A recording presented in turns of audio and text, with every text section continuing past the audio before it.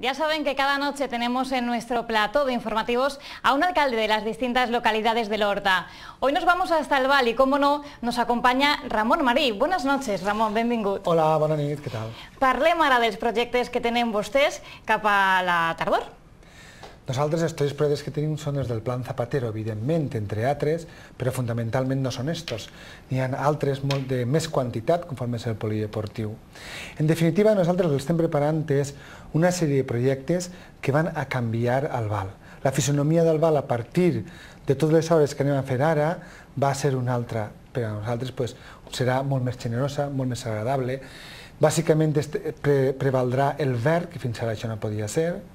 Doncs volem dir que la il·lusió que intentem transmetir des del govern del Val és que nosaltres volem que el Val sigui un poble, no que sigui millor com el reste de pobles del nostre alrededor, però que sigui per almenys igual. Està prevista aleshores la reconstrucció d'algunes vies? Sí, nosaltres partim, des de quan vam entrar en l'Ajuntament, d'una situació un poc delicada.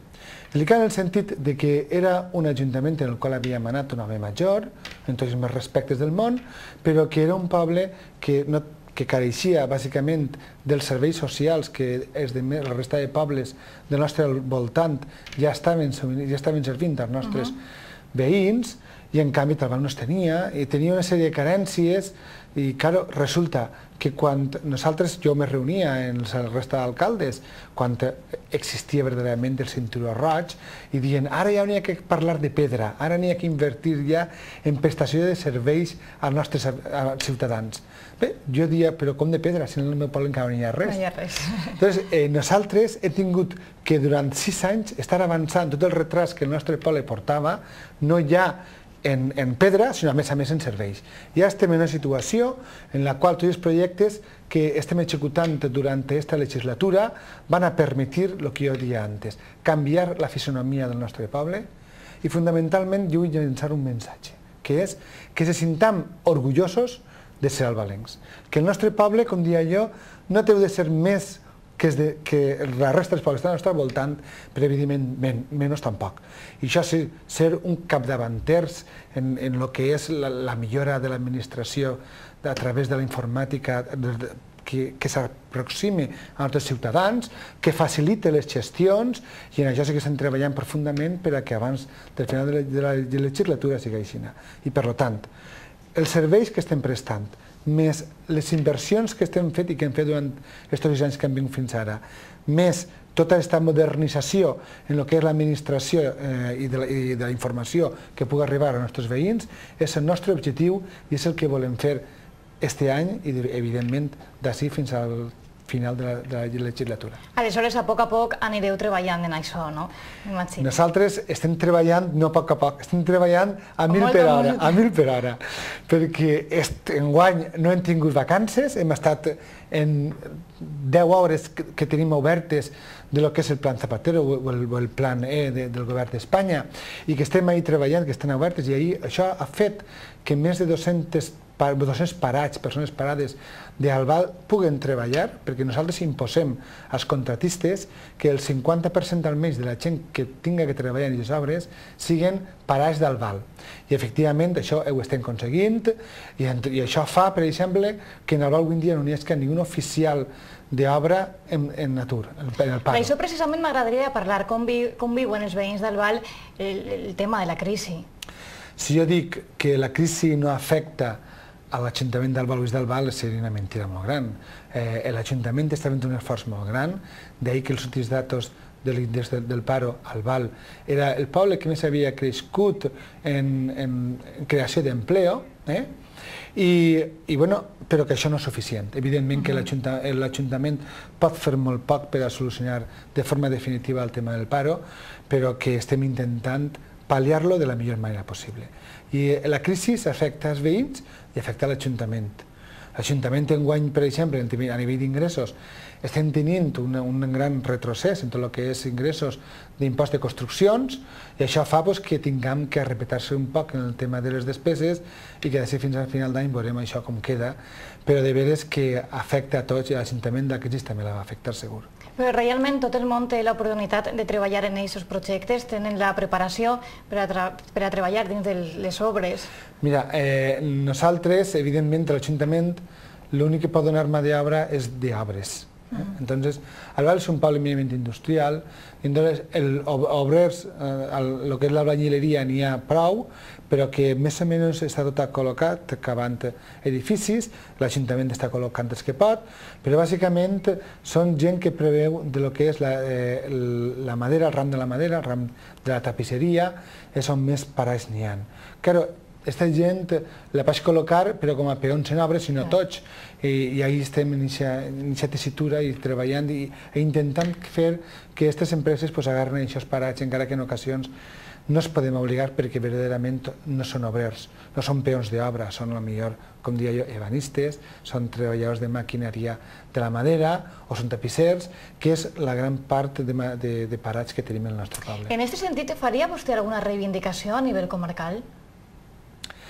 Home, la reivindicació no seria a nivell comarcal, seria a nivell d'estat, que està clar que el nostre país s'ha creat una economia basada en la mentida, que ha sigut el bluff de la construcció, que ha creat unes grans plusvalies, que això el que ha fet és que no tinguérem un producte interior brut que proviera de lo que és el treball, sinó que de falses increments de preus, que això al final s'ha demostrat que no era la solució. I jo el que demanaria seria que se canviara el model econòmic del nostre país. No podem estar encara pensant que la solució del nostre país és l'obra, perquè això no va tornar a ser-ho. I lamentablement jo als parats del meu poble moltes voltes els ho dic. Mireu, claveu-se quan pugueu en cursos de formació per a canviar d'ofici, perquè difícilment tu com a tapisser podràs competir en Xina, en lo que importa a Espanya, perquè està molt difícil, o el de la madera. O sigui, jo pense que en aquest sentit haguem de conscienciar a tots i el que demana és un esforç de tots, de les administracions, perquè facin cursos de formació per a la gent, i la gent que faci aquest esforç d'anar a fer els cursos i després que siguin cursos encaminats a un futur que siga real, a un futur que se vislumbre, que puga ser una realitat, no que siga una altra bombolla de sabó, que això explota i no fa res. Ramon, com va aquest projecte del quartel de la Guàrdia Civil?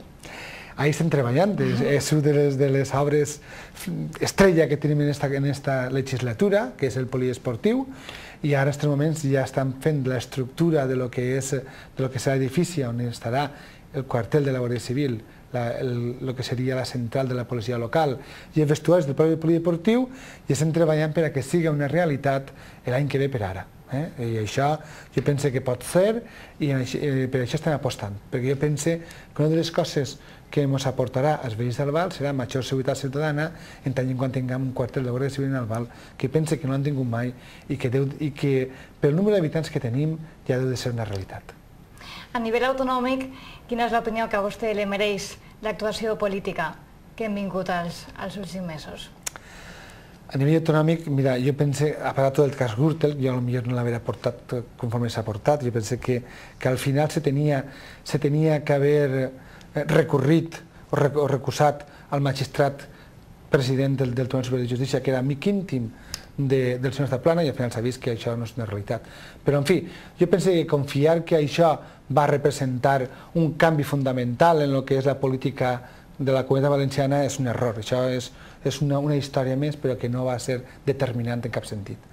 El que jo sí que penso és que fa falta que per part del meu partit se plantegi una millor oposició, que se plantegi una estructura real d'oposició, que tinguem ressò en els mitjos i ahir en el que per mi toca faré tot el que possible per a que això sigui així. I jo arribaré molt poquet, però fins que no arribi te garanteixo que intentaré que sigui així. Com valora aleshores el comportament del seu partit a nivell autonòmic? A nivell autonòmic, home, que estem fent el que podem. Quan tu estàs arrasat de la manera que està per aquest tsunami que és el PP en aquesta comunitat, doncs un fa el que pot.